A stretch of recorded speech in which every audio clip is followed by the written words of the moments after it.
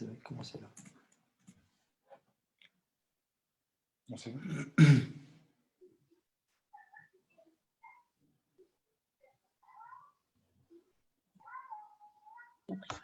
Ça y est, nous sommes en direct sur Facebook. À vous la parole, Orléans. Merci. Donc, merci, bonjour à toutes et à tous, bienvenue. Voilà, ce lundi soir, 18h32, comme tous les lundis, donc depuis le début des occupations, la coordination propose un séminaire. L'intitulé de ce soir, c'est Exposition et décryptage des enjeux et problématiques que pose la loi de la sécurité globale pour la préservation des libertés, adoptée le 15 avril 2021, c'est-à-dire jeudi dernier. Voilà, on va consacrer ce séminaire non pas à détailler les 32 articles, mais on va essayer de se pencher sur certains qui nous paraissent soit être particulièrement dangereux, soit particulièrement mal écrits et flous, soit qui posent des vrais problèmes de cadre constitutionnel, juridique, soit qui relèvent du fantasme gouvernemental. Voilà.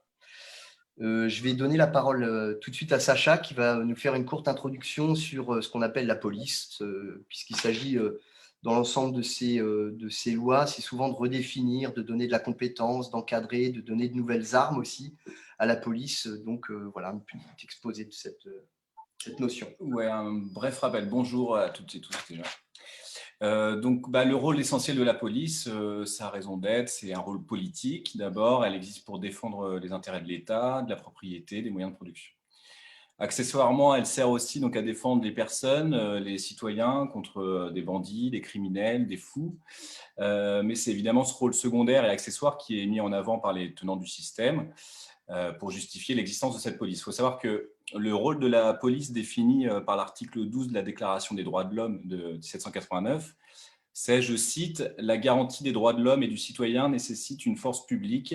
Cette force est donc instituée pour l'avantage de tous et non pour l'utilité particulière de ceux à qui elle est confiée. » Voilà, donc ça c'était en 1789. En France, il existe du coup 3 types de police. Donc on a la police civile et territoriale, donc c'est la police municipale, qui comprend aussi la police rurale, avec les gardes champêtres, etc. C'est à peu près 25 000 forces. La police civile nationale, qui est donc la police nationale. Donc là, c'est plus de 150 000 personnes. C'est une police d'État. Elle est rattachée au ministère de l'Intérieur sous l'autorité donc aujourd'hui de Darmanin.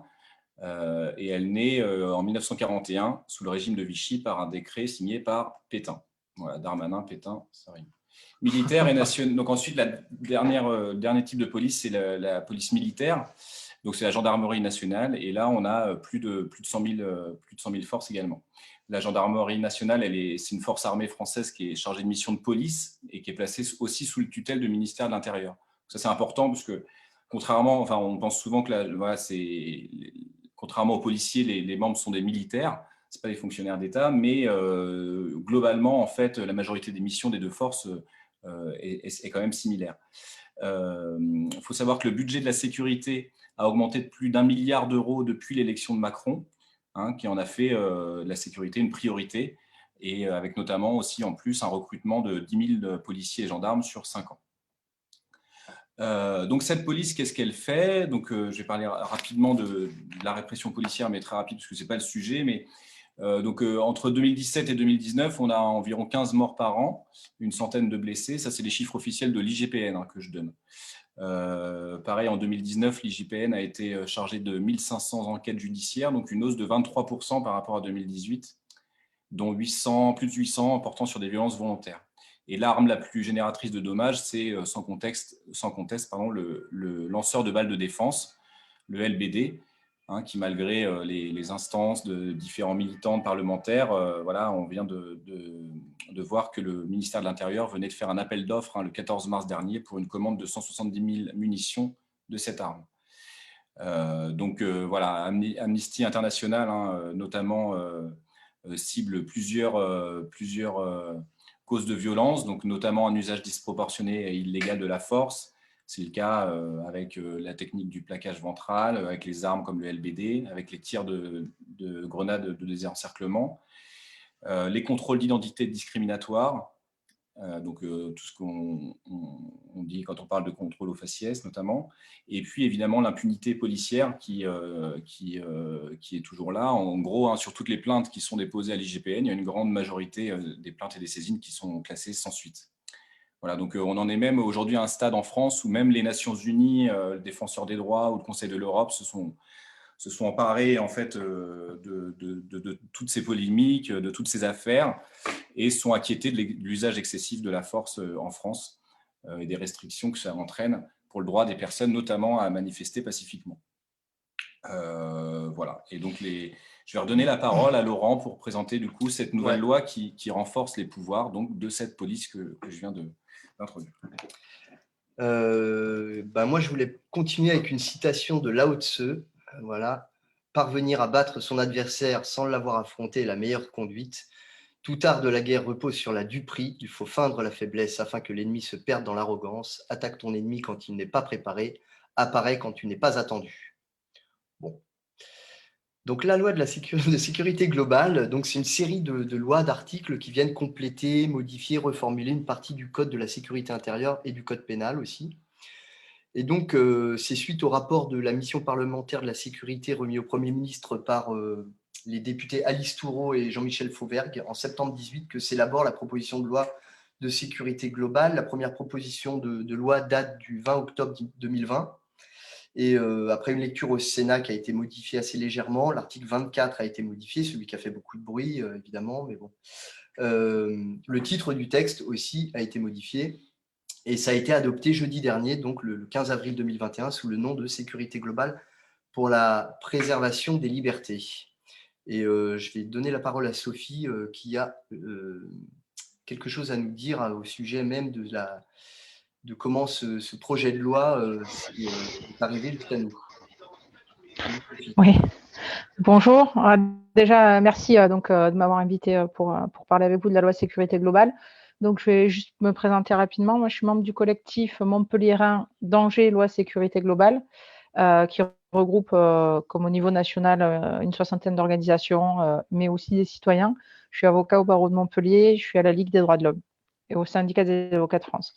En fait, la loi sécurité globale, quand elle est arrivée, elle a fait un peu penser avec cet article 24 qui a tout de suite été décrié, ça fait un petit peu penser à toutes ces lois où on nous met un article en avant dont on sait qu'il ne pourra pas passer parce que ça semble énorme de se dire qu'on ne pourra plus filmer les violences policières et on peut penser que ça va être annulé par le Conseil constitutionnel et c'est un peu le chiffon rouge, sauf que derrière, en fait, tout le texte est extrêmement attentatoire à nos libertés.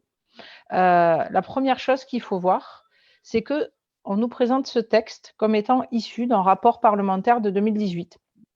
Et là, c'est la première duperie dont parlerait Lao Tse. En fait, le gouvernement, en fait, le Premier ministre, a nommé 2 parlementaires dans le cadre de ce qu'on appelle une mission temporaire. Les missions temporaires, c'est quand le gouvernement nomme des députés ou des sénateurs pendant 6 mois pour les aider. Et pendant ce temps-là, ils peuvent continuer à voter, mais le travail qu'ils font pour le gouvernement n'est pas un travail parlementaire. Et ça a été décidé ainsi par le Conseil constitutionnel. Et il y a eu, depuis le début de la pratique des missions temporaires, il est dit dans la doctrine au Parlement que c'est une entorse à la séparation des pouvoirs. La séparation des pouvoirs, c'est le principe qui dit que pour qu'on soit dans un état de droit, il faut que le pouvoir législatif, le pouvoir exécutif et le pouvoir judiciaire ne soient pas entre les mêmes mains. Et donc, quand il y a ces missions temporaires, le parlementaire, en fait, il travaille avec le gouvernement. Donc, ça se mélange un petit peu et c'est un petit peu contraire à la séparation des pouvoirs. Du coup, c'est strictement encadré. C'est un travail pour le gouvernement qui ne peut pas durer plus de 6 mois. Sinon, le parlementaire est démis de ses fonctions. Or, là, dans le cadre de ce rapport, les parlementaires nous disent eux-mêmes, et l'écrivent dans le rapport, ils nous indiquent qu'ils ont commencé à travailler avant d'être désignés par le décret, qu'ils ont travaillé plus de 6 mois. Et quand ils rendent le rapport, habituellement, ces rapports servent à faire un projet de loi. C'est-à-dire que le gouvernement s'en empare et propose un projet de loi qui doit donc passer par le chemin parlementaire du projet de loi, c'est-à-dire étude d'impact et avis du Conseil d'État pour vérifier que ça ne viole pas les principes fondamentaux. Et après, seulement, ça passe au Parlement. Là, le gouvernement a été très fin. Il a demandé aux parlementaires de porter eux-mêmes cette loi. Donc, du coup, c'est une proposition de loi. Et donc, il n'y a ni étude d'impact, ni avis du Conseil d'État. Et c'est pour ça qu'on s'est retrouvé avec un texte qui comporte autant de violations à nos libertés publiques. Parce qu'à sa base même, à sa source, la manière dont il a été élaboré ne respecte pas en fait la séparation des pouvoirs. Et ça va même au-delà de ça. La première proposition de loi, elle est déposée par le député Flauvergue et la députée Toureau en janvier 2020. Et elle n'a pas, pour différentes raisons, elle n'est pas inscrite à l'ordre du jour. Donc le 14 octobre, ils retirent leur proposition de loi et ils le disent eux-mêmes, c'est pour rajouter dedans les dispositions sur l'expérimentation dans la police municipale promises par Castex et pour rajouter dedans les éléments du livre blanc du ministère de l'Intérieur de Darmanin. Sauf que quand le gouvernement veut modifier une loi, il doit faire un amendement, ça doit être discuté, il doit expliquer ses arguments. Là, en fait, tout se fait dans l'arrière-cuisine. Alors, on ne va pas se leurrer. Ça s'est toujours fait comme ça. Simplement, maintenant, il ne se cache même plus. C'est-à-dire qu'avant, quand les gens ils trichaient un petit peu, quand on triche, on ne le montre pas. Et là, en fait, c'est assumé ouvertement. Et ça pose un vrai problème parce que, si vous voulez, là, on va mentionner au Conseil constitutionnel qui va être saisi qu'il y a eu cette violation de la séparation des pouvoirs. C'est extrêmement grave puisque la Déclaration des droits de l'homme et du citoyen nous dit d'expérience que s'il n'y a pas de séparation des pouvoirs, il n'y a pas de constitution, il n'y a pas d'état de droit. Et donc là, en fait, on va signaler ça au Conseil constitutionnel. Et la question, c'est est-ce que le Conseil constitutionnel va censurer ou pas la loi sur ce fondement? Et donc, on est sur un enjeu qui est extrêmement important en termes de démocratie. C'est-à-dire qu'au niveau international, on nous dit qu'on est une démocratie défaillante. La question, c'est est-ce qu'on est encore une démocratie vivante, en fait? Et la question, elle va se jouer là. Donc ça, c'était sur l'origine du texte, en fait.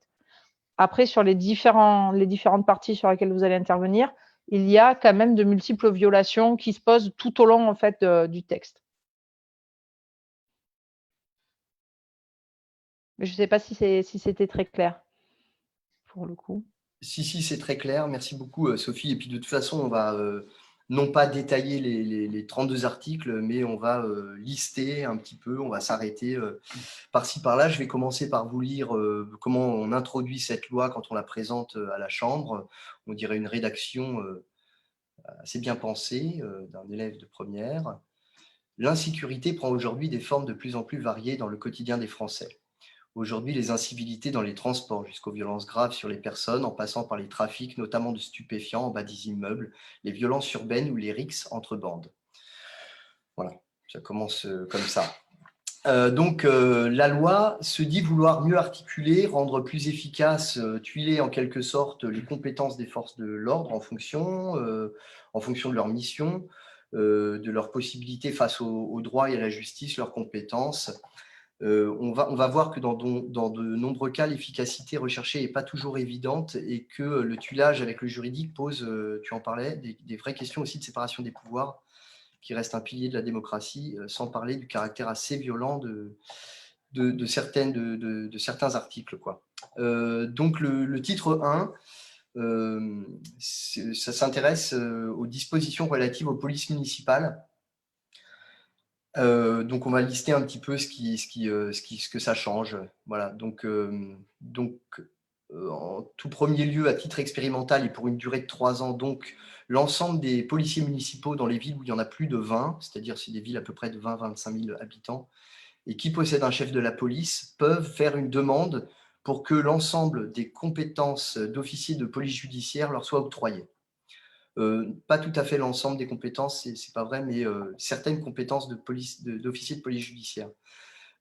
Pour rappel, avant, seul le maire était donc par voie électorale officier de police judiciaire, comme ça. Et les communes concernées devront remettre un rapport au gouvernement 9 mois avant la fin de l'expérimentation. Et voilà, il s'agit de tout un ensemble de compétences. Sacha, tu as la parole. Ouais, en fait, ce truc sur les policiers municipaux, c'est hyper révélateur, en fait, parce que justement, la police municipale, en fait, au départ, son but, son enjeu, c'est effectivement la police de proximité, la police plutôt qui est dans l'opinion publique dans la sécurité des événements, des encadrements de manifestations, des problèmes aussi locaux comme les problèmes d'agression, de mœurs, etc. Et c'est plutôt effectivement dans l'esprit des gens, plus que la police nationale, une police de proximité, de protection de la population. Et notamment, voilà, dans son statut aussi, un fonctionnaire territorial, donc fonctionnaire d'une ville. Là, avec effectivement cette nouvelle loi, en fait, on a un pouvoir vraiment qui s'étend aux policiers municipaux. Donc, par exemple, on y reviendra tout à l'heure, mais l'habilité à visionner donc, les images des dispositifs de vidéosurveillance. Mais il y a aussi des choses beaucoup plus préoccupantes, enfin, bon, même si ça c'est déjà très préoccupant, c'est notamment que la totalité des agents de police municipaux pourront désormais distribuer des PV, des amendes forfaitaires allant de 200 à 1000 euros pour consommation de stupéfiants, vente à la sauvette, traçage d'inscriptions sur les façades, donc les tags, et aussi, par exemple, occupation des espaces communs ou des toits des immeubles. Donc voilà, quelque chose qui est très subjectif, occupation des espaces communs ou des toits des immeubles. Donc, cet élargissement de pouvoir qui était auparavant réservé à la police nationale, c'est vraiment un axe important de cette nouvelle loi parce que, en fait, c'est vraiment une stratégie. Ça permet en fait au gouvernement de démultiplier les effectifs de son appareil coercitif. C'est-à-dire qu'on n'a plus besoin de créer de postes, en fait, pour démultiplier son appareil coercitif. On va tout simplement étendre à des agents qui n'étaient pas du tout faits pour ça au départ. Sophie, je pense que tu voulais rajouter quelque chose sur Oui, alors, 2 choses. La première, c'est là, je viens de. Donc là, moi, je travaille sur une contribution extérieure au Conseil constitutionnel et je viens de faire la critique de dans cette loi, en fait, on va basculer pour tout le temps. Donc, on valide une expérimentation qui était faite pour les caméras piétons, pour la RATP et la SNCF. Et donc, le bilan qui est fait pour qu'on puisse pérenniser, alors, c'est 3 lignes qui disent que la SNCF trouve que c'est quand même très utile pour la prévention des problèmes. Et le deuxième truc, c'est un renvoi à un article de RATP et Ville, donc le journal de communication de la RATP. Et c'est ça qui constitue le bilan qui doit être fait pour que les parlementaires, en fait, statuent. Donc, en fait, il faut prendre conscience en plus que le dispositif expérimental dont on nous parle, en fait, ça n'a d'expérimental que le nom. En fait, ils le mettent en place un petit peu pour pouvoir après juste faire ce qu'ils veulent. Ça, c'est assez terrible. Et alors, la deuxième chose, effectivement, il y a l'extension, en fait, finalement, de l'emprise par l'État des fonctionnaires de police qu'il va pouvoir utiliser. Mais quand on lit le rapport qui a été remis par M. Flauvergue et Mme Toureau, députés au gouvernement, ça va beaucoup plus loin que ça. Le continuum sécurité globale va du citoyen jusqu'au chef de l'État. Et le premier chaînon de cette chaîne de la sécurité, c'est le citoyen. Et ce qui est terrible, c'est que dans ce rapport, c'est écrit comme ça. Le premier chaînon de cette chaîne de sécurité, c'est le citoyen. Donc, on est vu, nous, comme un maillon d'une chaîne qui nous enferme nous-mêmes. Et ça, c'est leur conception de la sécurité. Donc, effectivement, ça va de la caméra qui est dans le hall d'immeuble jusque…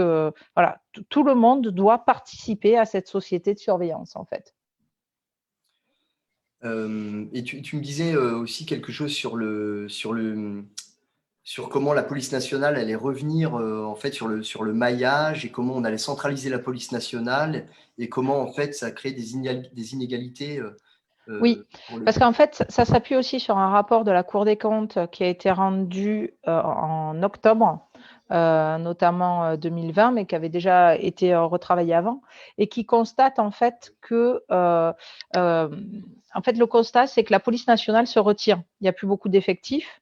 Vous parliez tout à l'heure, vous parliez du LBD 40. J'ai plaidé en référé liberté sur le retrait du LBD 40 en janvier 2019. Et à ce moment… Sophie, ta vidéo est coupée, si jamais tu peux la remettre. Hop, c'est bon ? Ouais. Pardon. Et en fait, lorsqu'on a plaidé en janvier 2019 donc sur le Ouais, 2019, sur le LBD 40 au Conseil d'État. Ça se passait bien jusqu'au moment où, en fait, où la Direction nationale de la police nationale a indiqué, mais nous, on a mis en place le LBD 40 et toute notre stratégie maintenant tourne autour. Et donc, effectivement, il y a eu des baisses du nombre de fonctionnaires parce que toute la stratégie était centrée là-dessus. Et donc, là, ce qui va se passer, c'est que le nombre de fonctionnaires de la police nationale recule. On va pousser les collectivités territoriales à recruter. Et on va mettre en place tout ce qui est caméra de vidéosurveillance. Dès que ce sera en place, on ne pourra plus s'en passer parce qu'on aura centralisé l'ensemble des moyens en fait autour de ce dispositif et on va baisser le nombre de recrutements peut-être pour augmenter en fait le nombre de contrôles de ce type-là. Et là où il y a une rupture d'égalité, c'est que quand vous êtes dans une commune où il n'y a pas d'argent, ben, vous n'allez pas pouvoir mettre en place une police municipale, vous n'allez pas pouvoir recruter. Ce qu'il faut voir, alors c'est vrai que nous, on tient une position à la LDH, moi en tant qu'avocat, je le dis et je l'assume, la police et les forces de l'ordre sont nécessaires dans une société démocratique. Chez les avocats, nous, on organise la journée de l'avocat menacé, parce que partout dans le monde, il y a des avocats qui sont menacés, en général dans des pays ou des États totalitaires. Et en Colombie, par exemple, en 10 ans, entre 2010 et 2020, il y a 200 confrères qui ont été tués par les mafias, des juges aussi d'ailleurs. Et qu'en fait, quand c'est pas la police, c'est la mafia qui est là. Et donc, on préfère avoir normalement un système qui est contrôlé par le biais des élections. Voilà, donc c'est pour ça que la question de la police, elle doit se poser ouvertement. Il ne faut pas en avoir peur. Néanmoins, le problème en fait de la police municipale qui devient supplétif de la police nationale, c'est que les endroits où il n'y a pas les moyens d'avoir une police municipale, du coup, il y a une rupture d'égalité puisque la police nationale va se retirer. Et puis, il y a le problème de la formation. On va avoir aussi un problème de formation parce que là où la police municipale va se retirer sur les travaux qui étaient faits par la police nationale, elle va être remplacée par les agences de sécurité privée. On va en parler juste après, ça va faire une liaison, ça tombe bien. Où là, en fait, le niveau de recrutement, voilà. Sans parler même des constats qui ont été faits sur la baisse du niveau des recrutements, notamment qui ont été évoqués dans la presse il y a encore quelques mois, sur le niveau des recrutements dans la police municipale qui sont désastreux. Merci. Moi, je voudrais juste ajouter deux petites choses parce que j'ai épluché évidemment l'ensemble de la loi avec mes piètres compétences, mais voilà, c'est aussi des choses pour se donner du courage parce que c'est parfois très très mal écrit et voilà, ils sont pas non plus très très brillants quoi.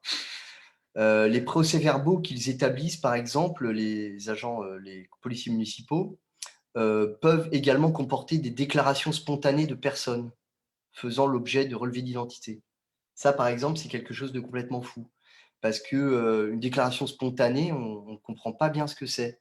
On imagine, très bien que, évidemment la personne interpellée va tout de suite dire: «Alors attendez, je vais vous expliquer, en fait, il s'est passé ça, j'ai fait ça», il va tout révéler.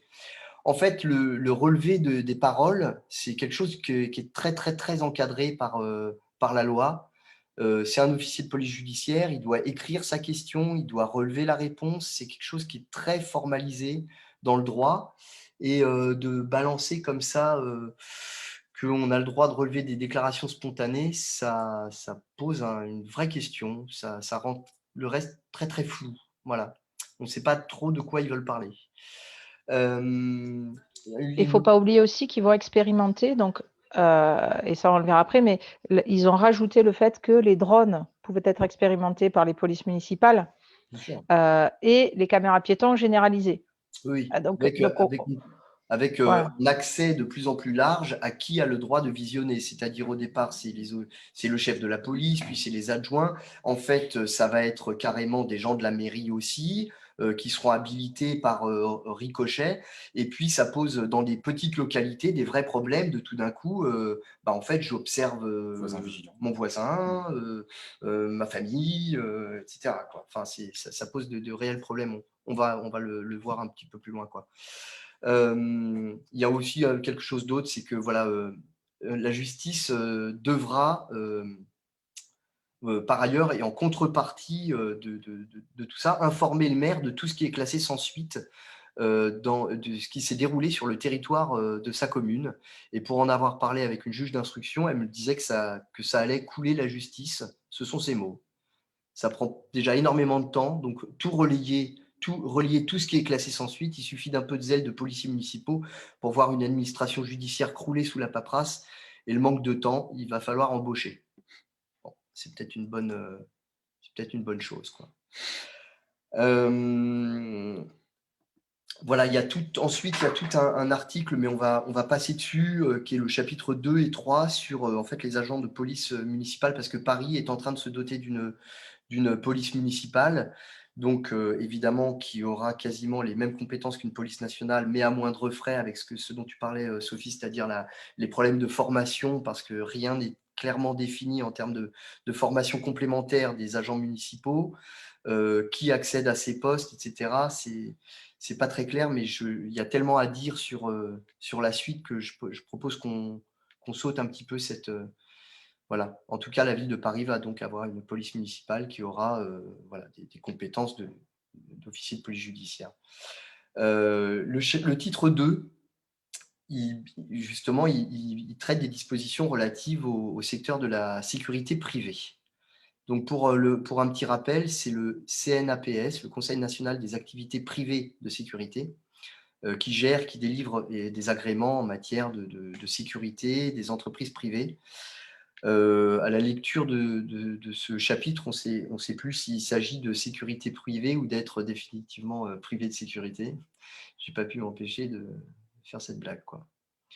En tout cas, il y a des choses très inquiétantes, tant pour les citoyens en fait, que pour l'avenir même de la police en tant qu'organisme public. Et c'est là où, très étrangement, j'ai l'impression que pratiquement la police nationale ou les forces de l'ordre, un jour, auront à se battre contre les mêmes choses, puisque le privé intervient de manière assez… fait une entrée fracassante comme ça dans le domaine du droit, quoi. Donc, encore une fois, il s'agit de renforcer les compétences des agents de sécurité privée, voilà, sans pour autant signifier des grandes choses par rapport à leur formation, quoi. Donc, un agent de sécurité privée, donc maintenant, peut relever l'identité et l'adresse d'un auteur présumé d'infraction. Il peut dresser un procès-verbal. Il n'a plus besoin d'habilitation particulière pour les palpations. Il peut aussi, lui aussi, relever les fameuses déclarations spontanées. Voilà, donc, bon. Il peut retenir la personne aussi, il peut comme ça retenir la personne physiquement jusqu'à ce qu'elle informe un officier de police judiciaire, police nationale, police municipale maintenant, ou gendarme, jusqu'à ce que cet OPJ, donc officier de police judiciaire, se déplace, arrive. Et un individu qui voudrait se soustraire ou refuse d'obtempérer pourra encourir 2 mois d'emprisonnement et 7 500 € d'amende. Le problème, c'est que il est très probable que la plupart des agents de sécurité à qui on aura affaire, en fait, ne sauront pas eux-mêmes si leur entreprise est agréée par le CNAPS. Enfin, voilà. Et Sophie, tu voulais parler aussi des sanctions ? Alors, en fait, il y a plusieurs problèmes là-dessus. Alors, déjà, il faut voir que ce que fait le gouvernement depuis le début, ils l'ont fait sur les lois, sur l'université ou autre, c'est qu'ils avancent en même temps qu'ils font les textes de loi. Donc là, en fait, c'est-à-dire qu'ils les mettent à pratique plus ou moins en même temps. Donc là, ce qu'il faut voir, c'est qu'ils veulent, au départ, ils voulaient augmenter le niveau de sécurité juridique autour des agences de sécurité privée pour leur confier à terme plus de pouvoir. C'est-à-dire que, alors c'est dit plus ou moins dans le projet de loi, c'est dit très clairement dans le rapport Fauvergue, c'est les JO de 2024. On va passer par des agences de sécurité privées qui vont pouvoir utiliser les caméras, tous les dispositifs de reconnaissance faciale pour contrôler la population. Donc, à la base, il y avait 2 éléments qui pouvaient sembler positifs. Un meilleur encadrement, la fin des marchés publics en cascade. En gros, quand vous parlez avec quelqu'un qui travaille dans une agence de sécurité privée à l'entrée d'un Carouf, le gars, il va vous dire que ça fait 5 ans qu'il travaille là, mais tous les 6 mois, il change de logo. Hein, parce qu'en fait, dans ces entreprises, c'est en fait le moins de 10 ans à chaque fois, donc les gens sont très très mal payés, donc déjà, ça c'est assez catastrophique, et c'est des systèmes de marché en sous-traitance. Et donc, en fait, le dernier sous-traitant, il change tout le temps parce que il n'y a pas de sécurité juridique au niveau de l'entreprise et des salariés, et donc il y a un gros… Ça tourne beaucoup. Donc ça, ils voulaient le sécuriser. Ça a sauté à la commission mixte paritaire, donc ça y est plus. Ensuite, il y avait les formations. Alors, les formations, ce qui était assez drôle, c'est que Fauvergue, il a déposé son rapport en septembre. Et le 1er août 2019, il a créé une société qui vise à donner des formations et du management en sécurité. Et donc, alors, c'est interdit de faire du conseil. Hein, ça, c'est totalement prohibé par le code électoral. Mais par contre, lui, il fait du management et de la sécurité, de la formation en management et sécurité. Alors, ça ressemble quand même un tout petit peu à du conseil. Voilà, donc quand même, la question se pose. Le Canard enchaîné a relevé déjà. Il y a même des blogs d'agences de sécurité privées qui ont vu de la concurrence un peu manipulée. Donc, c'est un peu moyen. Ce qu'il faut voir aussi au niveau du CNAPS, c'est que ce n'est pas une autorité administrative indépendante. Une autorité administrative indépendante, par exemple, c'est le CSA. Le CSA, quand il trouve qu'une chaîne de télé fait quelque chose de mal, il peut y mettre des sanctions.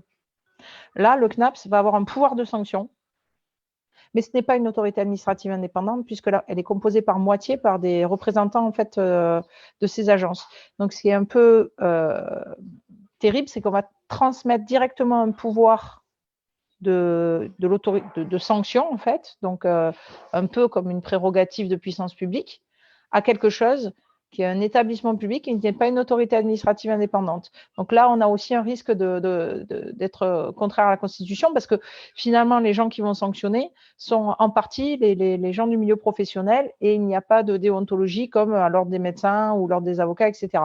Donc ça va aussi poser un problème. Le vrai problème de fond, c'est que par exemple, la palpation ne nécessite plus d'être quelqu'un qui a un agrément particulier, ce qui était déjà un peu grave, et qu'à terme, on va leur confier des armes non létales. Ça veut dire que quand on va aller au supermarché, le gars qui est à l'entrée du supermarché peut avoir un taser.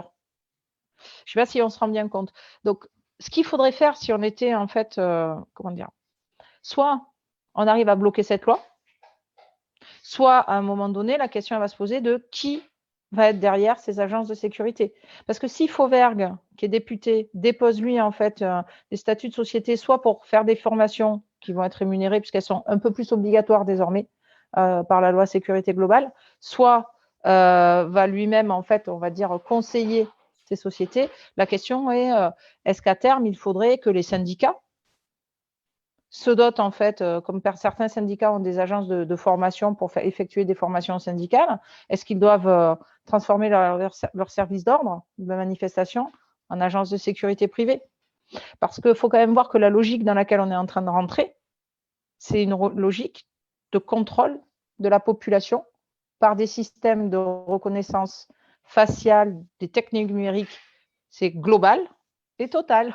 Et donc, vraiment, je pense qu'il faut commencer à prendre la mesure de ce que ça va impliquer concrètement. Non, pour compléter ce que tu dis, c'est super intéressant. Enfin, bon, après, on peut faire l'analyse qu'on veut de cette loi, mais moi, clairement, elle est, du coup, dans tout ce que tu dis, elle est clairement fascisante, quoi, cette loi, ou proto-fascisante. C'est-à-dire que, clairement, on met de plus en plus de pouvoir au sein de la police. Et il y a aussi quelque chose, notamment par rapport à ce chapitre sur les agents privés, c'est par rapport à la préférence nationale aussi qui est intégrée. Donc, il y a quand même cette idée, voilà, donc c'est quand même des postes, voilà, sur la sécurité privée qui sont des postes précaires de sous-traitance, qui sont souvent pris par des personnes issues des quartiers populaires. Et là, la loi, en fait, dit que désormais, personne ne pourra prétendre à un poste d'agent de sécurité s'il ne justifie pas de son aptitude professionnelle, notamment de sa connaissance des principes de la République et de la maîtrise du français. Et les ressortissants étrangers devront attester de la détention d'un titre de séjour depuis au moins 5 ans pour postuler. On dirait clairement un texte écrit par le programme du FN, enfin du RN. Et clairement, on est effectivement dans cette aussi... dans cette idée en fait un peu fasciste de donner pouvoir en fait et avec aussi tout ce qui se passe sur la surveillance des halls d'immeubles, sur les caméras de vidéosurveillance pour prévenir la délinquance, etc. On y reviendra tout à l'heure avec les drones, mais voilà, qui sont en priorité ciblés vers les quartiers populaires. Il y a vraiment quelque chose aussi de raciste et xénophobe dans cette façon de voir les choses. Alors, je dirais oui et non, mais étant donné qu'on va donner aux agences de sécurité privées des pouvoirs de police, c'est des pouvoirs de police de fonctionnaires. Normalement, la nature de fonctionnaire, et en tout cas, le pouvoir de police, c'est un pouvoir régalien. donc qui appartient normalement directement, en fait, et qui est lié, alors on peut être d'accord ou pas, mais à la question de la citoyenneté. Les citoyens européens peuvent participer, peuvent être fonctionnaires, mais dans certaines conditions. Mais comme ils sont en train de donner des pouvoirs régaliens à autre chose que des services publics, ils essayent de restreindre, mais ils ne peuvent pas complètement. Donc, c'est vrai que ça donne quelque chose qui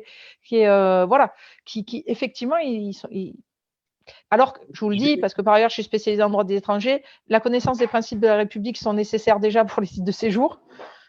Donc, je veux dire, voilà, donc, je veux dire, il faut encore ajouter aussi des politiques d'apparence. Tout à fait, tout à fait. Mais puis, moi, je vais m'occuper aussi de faire la modération. Non, parce que moi, je veux dire, je préférerais avoir affaire à quelqu'un qui maîtrise la langue française, quoi, plutôt que quelqu'un avec un taser qui ne comprend pas, quoi. Voilà, bon. C'est bon. Juste, avant qu'on aille un petit peu sur les articles un peu pernicieux qui traitent des caméras et des drones, juste, il y a une petite chose comme ça, c'est qu'un policier de 52 ans, après 27 ans de service, qui se retrouve à la retraite maintenant, désormais avec la loi de sécurité globale, peut désormais continuer à travailler dans le privé et cumuler l'intégralité de sa retraite, 100% de sa retraite. C'est le seul secteur de la fonction publique donc qui permet ça. Voilà, les places. C'est très très grave. Oui, ça ça c'est super grave en fait parce que ça veut dire que les mecs ils vont être dans la fonction publique, ils vont être payés. À la retraite, ils vont vendre tout leur carnet d'adresses et tous les réseaux qu'ils ont fait à des privés et en plus ils vont cumuler ça avec leur retraite. Oui, alors que les ça a été analysé. Ça s'appelle une politique attractive. Ça a été analysé par des profs de droit comme étant des possibilités de corruption à rebours. C'est-à-dire que ça ouvre des mécanismes, en fait, effectivement, de corruption directe, en tout cas parce qu'il se sera très utile de pouvoir cumuler les deux. Alors, potentiellement, ça ouvre ça. C'est catastrophique. Bon alors, garde du superlatif parce qu'on arrive à l'article 20 bis, qui est pour moi, il est terrible, il est très pernicieux, il est très peu humain. Il montre bien l'absence de compassion, le toupet, je dirais, le manque de professionnalisme et d'analyse de ceux qui l'ont pensé. Donc, désormais, les gardes à vue pourront être filmés sans le son, parce que les paroles sont encore protégées, mais aussi et surtout les geôles des prisons, c'est-à-dire les cellules. Du coup, l'idée de cet article, c'est de prévenir le suicide ou l'évasion et aussi de pouvoir permettre la collecte de preuves. Mais toujours pas de son, quoi. Donc, les images sont gardées 30 jours, mais consultables 7 jours. Et ça, déjà, c'est très surprenant. Pourquoi elles sont gardées 30 jours alors qu'elles sont consultables que 7? Et pour le suicide ou l'évasion, ou l'agression entre co-détenus, il s'agirait d'intervenir tout de suite, quoi, et pas dans 7 jours, quoi. Donc, il y a quelque chose de très, très curieux là. Et c'est aussi en CRA, en centre de rétention administrative aussi, ils vont les mettre. Et en centre de rétention administrative. Et en centre de rétention administrative aussi. Ouais, d'accord. Bon, ben voilà. A priori, de ce que j'ai lu, alors je ne sais pas si ça a sauté dans les différentes versions, mais sauf erreur de ma part, ça y est toujours. Ouais.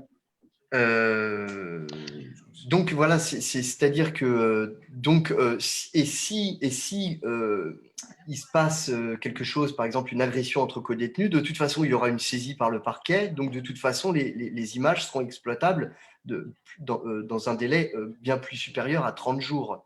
Donc en fait il y a quelque chose de très de très pernicieux, je pense. En fait, moi, comment j'analyse ça c'est juste quelque chose de très violent, c'est-à-dire de mettre la pression sur des prisonniers, de les observer en permanence. C'est quelque chose de… Voilà. On va voir avec les articles suivants que le gouvernement reconnaît et a acté et a fait une loi parce que avec l'article 24, c'est-à-dire qu'il y a tout un… On se méfie de la caméra, c'est un outil dangereux, la caméra, mais cette dangerosité n'est jamais pensée quand elle est tournée vers le détenu ou même le citoyen dans la rue, quoi. C'est-à-dire que le smartphone, la caméra n'est dangereuse que dans la poche de quelqu'un, quoi. Et Enfin, voilà, moi l'idée de filmer quelqu'un 24 heures sur 24, même si c'est un détenu, même s'il est en prison, moi l'idée me paraît terrifiante. Et pourtant, je suis acteur. Alors, il me semble quand même qu'il y a des jurisprudences et on est encore dessus et je pense qu'il y a des gens au niveau de la Quadrature du Net, notamment, etc., qui sont dessus. Il me semble qu'il y a des jurisprudences qui indiquent qu'il n'est pas possible de laisser quelqu'un sous surveillance permanente. Oui. Du coup, le gouvernement aurait dit qu'il y aurait des paravents opaques. Hein. Et donc, mais la question, elle est plus large que ça. Ouais, non, mais c'est ubuesque. Hein. Mais la question, c'est vraiment aussi de se dire, donc, en fait, les conditions de détention sont indignes. Elles peuvent pousser les gens aux pires extrémités. Et donc, on les rend encore plus indignes. C'est-à-dire que plutôt que de dire, là, je suis en train de penser au peut-être malheureusement futur cluster qui est en train de se former à Carcassonne ou sur une prison où normalement il y a, je ne sais plus, une centaine de places, ils sont en 250 ou un peu plus, où ils ont obligé les personnels de surveillance à travailler malgré les cas contacts et du coup, parce que sinon ils n'arrivaient pas. Donc j'imagine quand les gens ils sont 3 fois plus nombreux par cellule que s'ils devaient être, la solution donc c'est de mettre une caméra.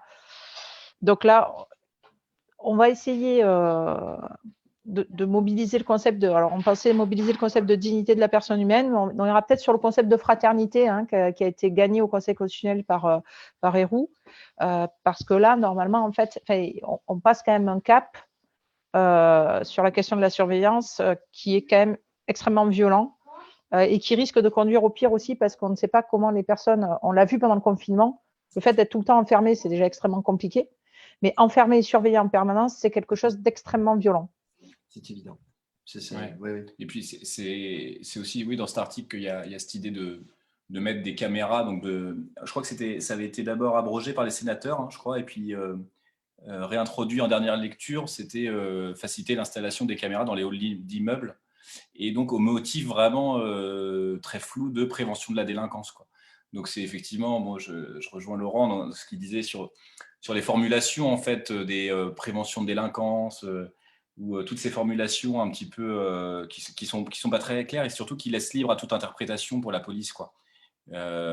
Laisser entendre, enfin, l'article 24 pourrait voilà, atteindre comment c'est formulé oui, atteinte psychique ou physique dans à l'intégrité de la police, etc. C'est des notions qui sont tellement floues que effectivement ça laisse. Moi je pense que je suis pas d'accord avec toi. Non mais en fait je pense que c'est pas écrit. Enfin c'est écrit consciemment justement. C'est écrit très consciemment comme ça. C'est écrit très flou comme ça, très mal écrit, justement pour permettre de pouvoir avoir la possibilité de renforcer les pouvoirs jusqu'à aller vraiment dans l'extrême de l'interprétation de la loi, c'est-à-dire effectivement mettre des caméras dans tous les halls d'immeubles, des quartiers populaires. Et c'est vraiment une volonté de ghettoiser encore plus. Effectivement, on parlait la dernière fois de laisser des prisons, en fait, vraiment des prisons à ciel ouvert dans les quartiers populaires. Ouais, et puis, on verra avec Orléans qui a été survolé par ce drone.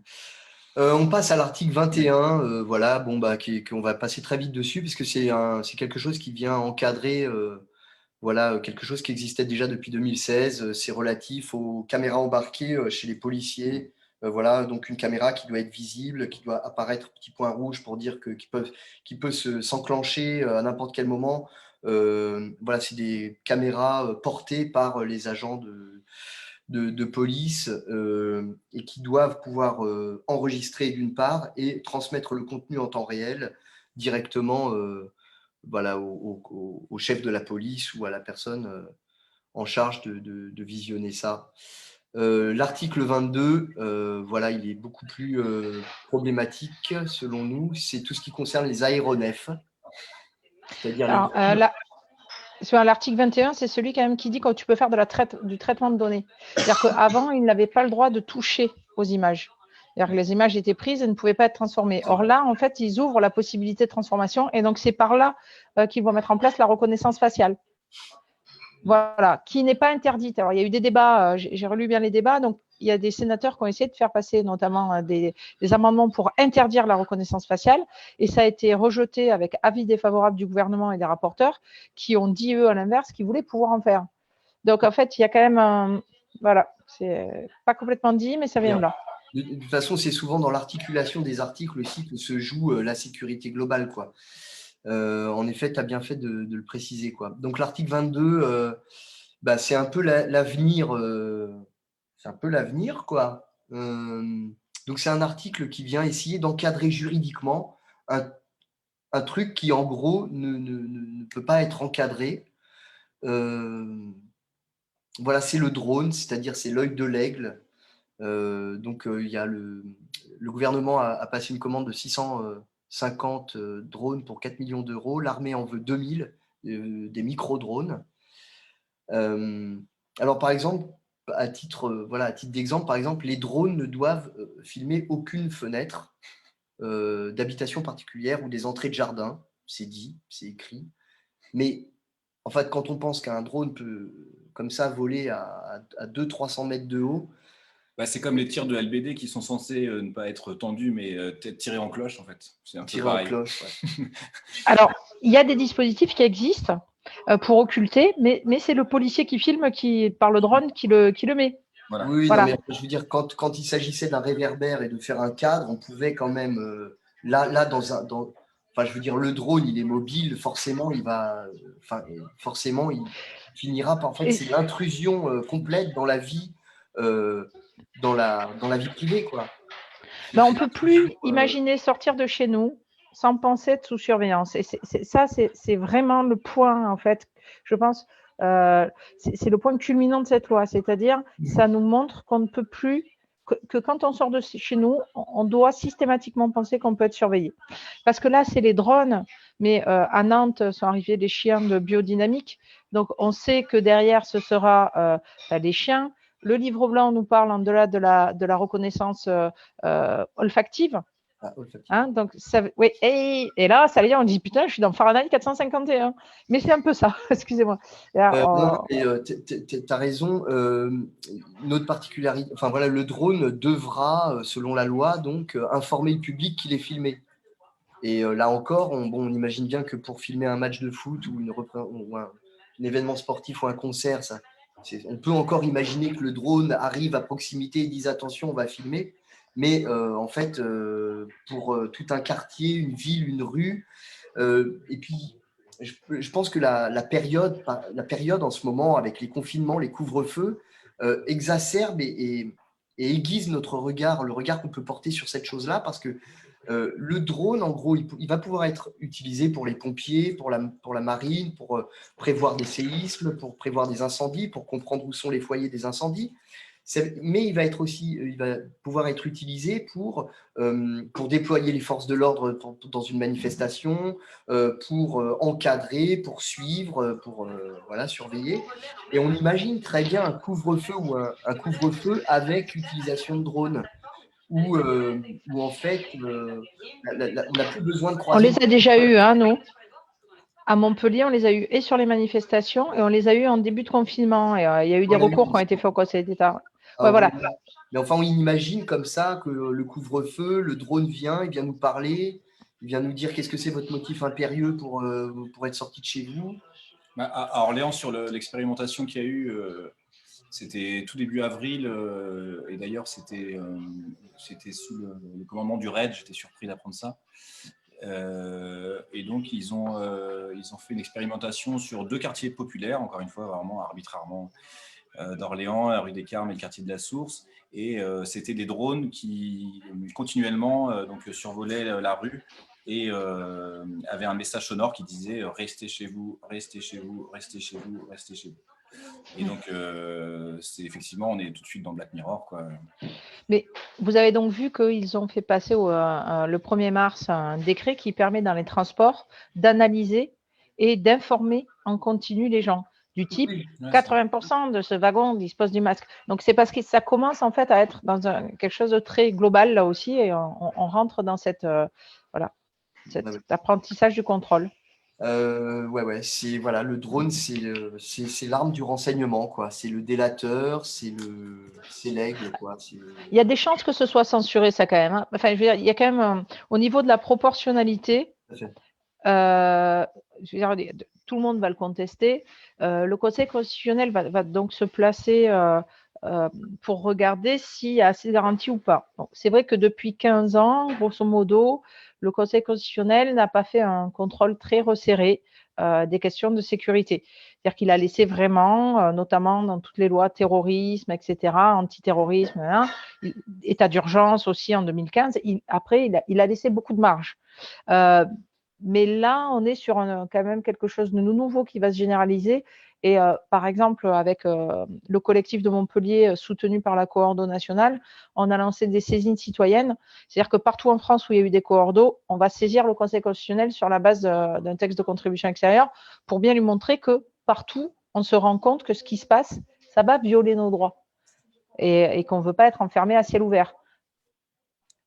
Donc, voilà. On va passer à l'article 23, qui est très, très problématique aussi, évidemment. Donc, il consiste à dire que quand une série de faits est commise contre un policier, un magistrat, bref, une personne dépositaire de l'autorité publique, il n'y a pas de remise de peine. Il n'y a plus de remise. Il n'y a plus de remise de peine, oui. Il n'y a plus de remise de peine. Alors, voilà, c'est très étrange de se dire que quand quelque chose est commis envers une personne en fait dépositaire de l'autorité publique, c'est non pas que c'est plus grave, mais c'est plutôt que ça devient moins pardonnable. Et c'est grave aussi parce que ça en vient empiéter très fort sur, on en parlait tout à l'heure sur la séparation des pouvoirs, sur la fonction de la justice, en fait. La remise de peine, juste pour faire un petit récapitulatif, donc il y a deux moyens, il y a deux remises de peine. En gros, il y a des remises de peine automatiques qui sont en fait… oui, parce qu'il y a un projet de loi aussi pour la confiance qui est porté actuellement, ou qui tend à abolir toutes les réductions de peine automatiques pour tout le monde. Or, ces réductions de peine automatiques, je fais un petit crochet vers cette loi-là, c'est un levier qui est très utilisé en milieu carcéral parce que ça permet en fait de contrôler aussi les prisonniers et leur conduite. Si tu tiens bien, tu auras ta remise de peine automatique. Si tu tiens mal, tu n'auras pas ta remise de peine. Et ça, c'est un levier très important pour la bonne tenue du milieu carcéral. Et donc, ça aussi est remis en question. Et bon, l'autre possibilité de remise de peine, c'est celle c'est quand on se tient bien et quand on montre un effort à vouloir se réinsérer en faisant des études, en reprenant des études, en passant des diplômes, etc. Et je voudrais juste finir sur le seul endroit législatif en fait où la remise de peine n'existait pas, c'était dans les actes terroristes.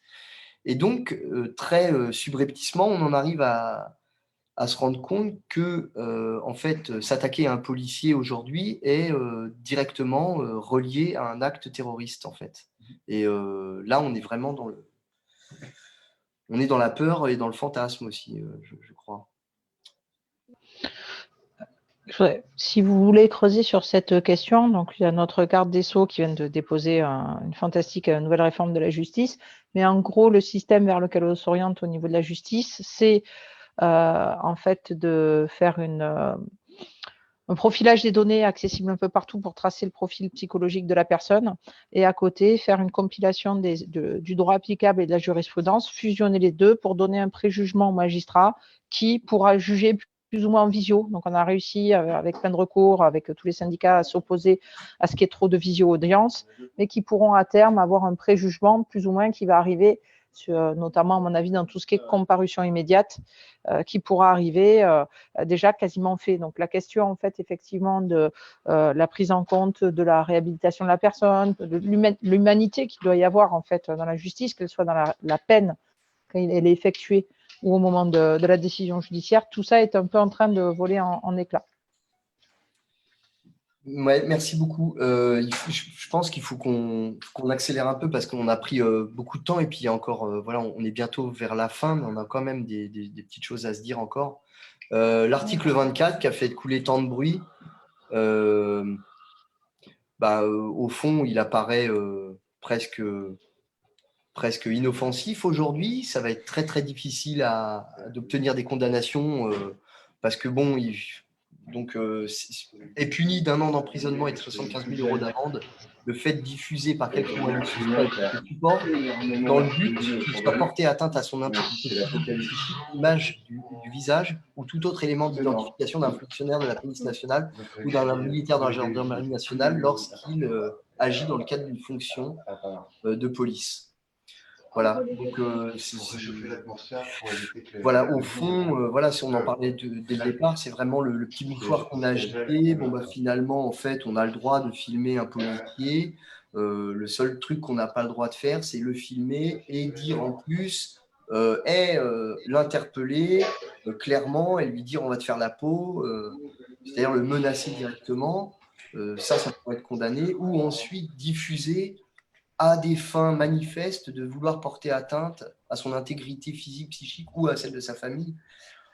Bon, ce qui est intéressant de noter sur cet article, c'est ce que tu disais un peu, Sophie, tout à l'heure. Je pense que tu as raison sur la stratégie politique pour faire passer cette loi, c'était de mettre en avant cet article 24 pour que effectivement tout le monde se mobilise contre celui-ci et que finalement en fait on le retire. Bah, vous voyez, on a retiré l'article 24, mais bon, finalement la loi elle est dans sa globalité, elle est bien pire que cet article 24 quand on l'analyse. Mais en fait, on n'en est même pas arrivé jusque-là parce que finalement la mobilisation, malheureusement, elle a été un peu aussi squeezée par tout le Covid, etc. Donc ils ont même réussi à la garder. Donc c'est là où on se rend compte aussi de la démocratie dans ce pays, c'est qu'il y a quand même eu des milliers de personnes et de manifestations, notamment contre cet article, et que, vraiment, ils n'en ont eu rien à carrer. Après, moi, ce que je pense quand même, c'est qu'effectivement, elle va être difficile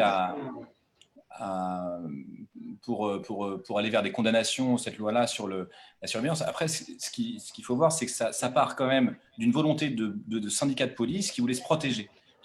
Parce que depuis des années, dans toutes les manifestations, effectivement, il y avait des vidéos voilà, qui étaient postées régulièrement, soit en live, soit après les manifestations, sur des tabassages de manifestants.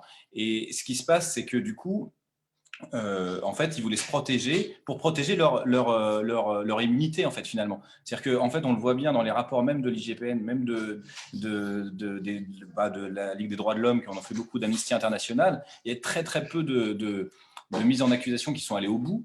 De la part d'agents de police qui ont tabassé, voire tué des gens. Hein. Je rappelle que le policier qui a tué Rémi Fraisse a été acquitté. Et donc, en fait, ces histoires-là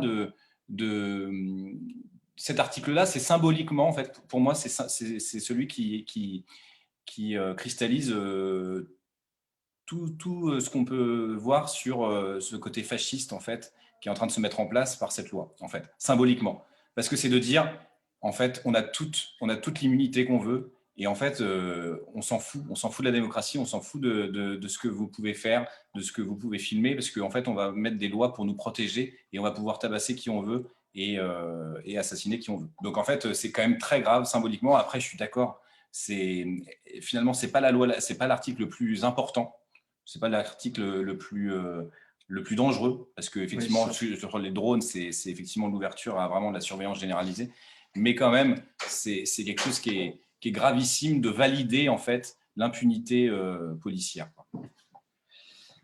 Et puis, bon, voilà, moi, je voudrais quand même dire un petit truc, parce qu'on est très partisans, mais en effet, comme on le rappelait tout à l'heure, en fait, une police, en fait, des forces de l'ordre, c'est la question de la République aussi, c'est-à-dire comment un ensemble de personnes va déléguer sa potentialité de violence à un État ou voilà, qui va la gérer. Et donc, je pense que voilà, c'est très dur aujourd'hui, à mon avis, d'être policier. Je voulais juste dire ça, parce que ne pas être que accablant avec cette chose-là. Parce que je pense que quand on va en manifestation et qu'on donne une arme comme le LBD et qu'on te dit bah, tu vas devoir t'en servir, bah, forcément, tu te dis mais quel monstre j'ai en face de moi pour que la seule arme que j'ai pour me défendre, ça soit cette arme si puissante, quoi. Et je pense que voilà, on va dans la mauvaise direction. Ça ne fait que créer, en fait, ça crée de la tension supplémentaire parce que si on a juste une matraque pour une manifestation, on se dit qu'en face, ça ne sera pas bien méchant. Alors que là, en fait, ça crispe, ça tend, et en fait, les dérapages, ils vont être de plus en… Enfin, ça ne va pas dans le bon sens du tout, quoi. Voilà. Je comprends que les syndicats de police aussi se disent, mais on a besoin d'être soutenus, il se passe ci, il se passe ça, il y a les traumatismes, évidemment, des attentats, etc., etc. Et le gouvernement, sous couvert de caresser dans le sens du poil un petit peu la police en disant, oui, se servir du traumatisme de l'attentat, en fait, pour aller, euh, instaurer un système de surveillance. Voilà, je trouve que… Bon, voilà, je m'arrête là, mais Juste, faut quand même pas se leurrer. Chaque fois qu'il y a des lois de ce type-là qui sont passées, je pense notamment à toutes les lois qui sont passées après l'état d'urgence en 2015-2016. J'ai pratiqué l'état d'urgence et les assignations à résidence, etc. D'un point de vue d'avocat. Chaque fois que ces textes sont passés, ils étaient déjà dans les tuyaux depuis un moment. Et en fait, malheureusement, et c'est horrible de le dire, mais c'est la réalité. Les gouvernements attendent en fait qu'il y ait un drame qui se passe pour justifier en fait de passer ce type de mesures ou pour réglementer en légalisant des pratiques qui jusqu'à présent ne l'étaient pas. C'est assez dramatique, mais ce qu'il faut voir, c'est que, par exemple, le mouvement des Gilets jaunes a été une revendication sociale, politique. Il a été réprimé par la police à la place d'avoir une réponse politique. Et donc, du coup, nécessairement, la violence qui en est ressurgie a servi, en fait, justement pour dire la police est maltraitée, donc on va augmenter les pouvoirs de la police. Et c'est ce qui est très grave, c'est que le gouvernement monte la police contre le peuple. Ça, c'est vraiment contraire à la Déclaration des droits de l'homme. C'est-à-dire que c'est pour ça que la Déclaration des droits de l'homme, et c'est important que tu l'aies rappelé tout à l'heure, de dire que la police, en fait, c'est nécessaire dans une société démocratique. Mais par contre, là où il y a un vrai souci, c'est que la Déclaration des droits de l'homme nous dit bien qu'il est là dans l'intérêt collectif et pas dans l'intérêt de ceux à qui elle a été confiée. Et le gouvernement, là-dessus, joue un jeu très, très dangereux.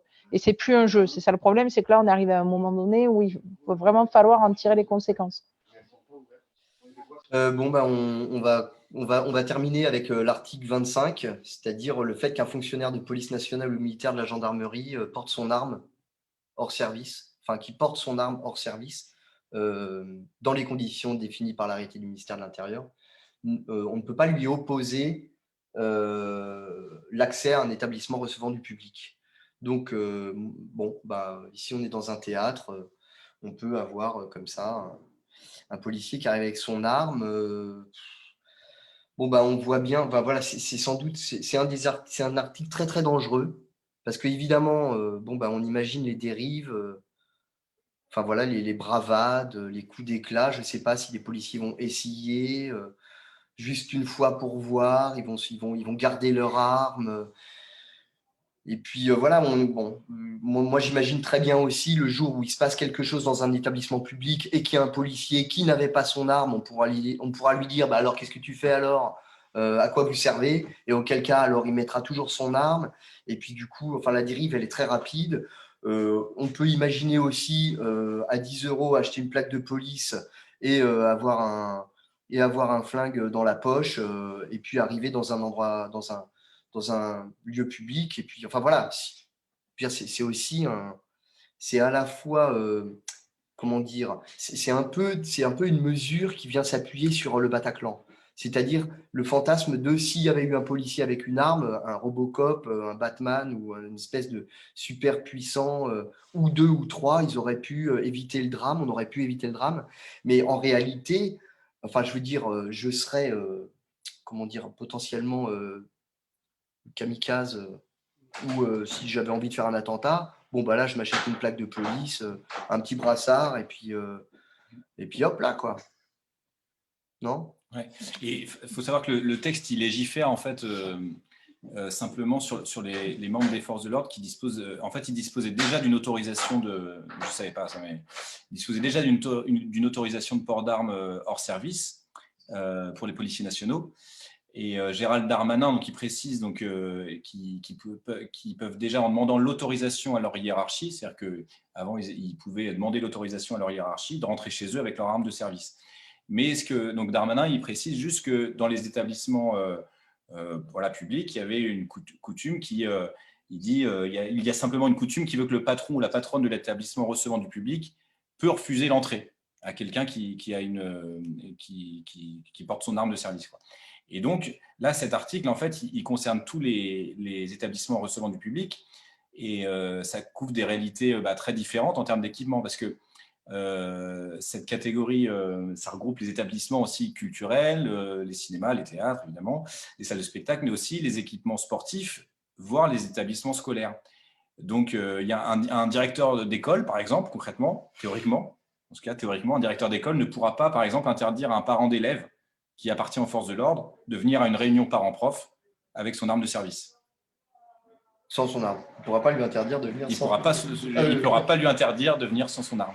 Théoriquement, sur le papier, c'est ça. Donc, c'est quand même effectivement, comme tu dis, c'est très grave, quoi. C'est vrai qu'on a un peu l'impression de basculer sur aussi un peu, pas un mode de cow-boy, mais un petit peu, en fait, les policiers ne sont plus des fonctionnaires qui ont des fonctions, ils sont tout le temps policiers et donc finalement, ils ont un peu tout pouvoir. Enfin, ça vraiment, on bascule un petit peu dans cette logique-là. Et en même temps, si de notre côté, il y a un garde d'une agence de sécurité privée qui pète les plombs à l'entrée du théâtre, il faut bien avoir un policier armé pour en venir à bout. Excusez-moi, mais... Non, mais tout à... le live va bientôt se terminer. On a encore pas mal on aurait plein de choses à dire encore, évidemment. Après, c'est juste, ça aurait été bien juste de... non, on n'est pas là pour débattre. Non, mais en conclusion, en tout cas, de dire que quand même depuis... Enfin, ce projet de loi, en fait, depuis, je crois que c'est de novembre dernier, il y a eu des milliers de personnes dans la rue. Ça a été aussi dans la lignée des mouvements Black Lives Matter. Il y avait des milliers de personnes, notamment très jeunes, qui exigeaient le retrait de ce projet de loi. Donc maintenant, cette loi, elle est effectivement, elle a été votée. Et en fait, je pense que c'est effectivement urgent de continuer à se battre à la fois dans la rue, voilà, avec les collectifs, mais aussi à apporter, je pense, des réponses concrètes à ce qui va se passer. C'est-à-dire que tout ça qui augmente en fait qui augmente l'arsenal répressif de l'État. C'est ce que tu dis, hein, c'est d'ailleurs juste, Sophie, c'est vrai, c'est l'État en fait qui se sert de la police pour voilà, augmenter son arsenal répressif. Je pense qu'on peut imaginer des solutions, enfin en tout cas des solutions, des perspectives pour lutter contre ça. Donc effectivement, les manifestations, que les manifestations reprennent voilà, contre cette loi. Mais aussi se battre contre les dispositifs de surveillance. J'ai appris qu'il y avait par exemple des militants qui se maquillent le visage et apparemment avec le maquillage en fait ça brouille en fait la reconnaissance faciale. Il y a aussi la formation un peu politique sur comment voilà en manifestation on peut essayer d'échapper aux caméras de vidéosurveillance. Il y a la question du sabotage qui va se poser clairement, la question du sabotage collectif des caméras de vidéosurveillance. Oui, mais on n'en parle pas ici. Non, pas du tout. Je dis que c'est des questions qu'on peut se poser. Et également, pour finir, en fait, surtout, il faut rester tous masqués, quoi. Voilà. Quand vous faites des actions, quoi, contre le Covid.